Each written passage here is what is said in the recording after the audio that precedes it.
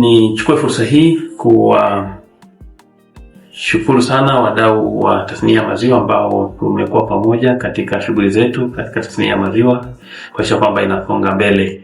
Niwaletee salamu za mwaka mpya japo kwa kuchelewa, lakini waletee taarifa njema na kwamba nawakaribisha kwa ajili ya maadhimisho yetu ya kila mwaka ya uhamasishaji wa unywaji maziwa nchini Tanzania na duniani kote.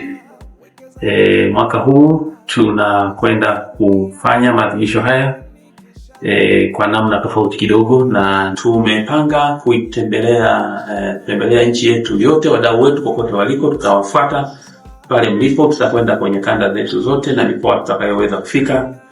Tunawakaribisha sana tarehe 25 Mei na tutafika kilele tarehe 1 mwezi wa 6 2026.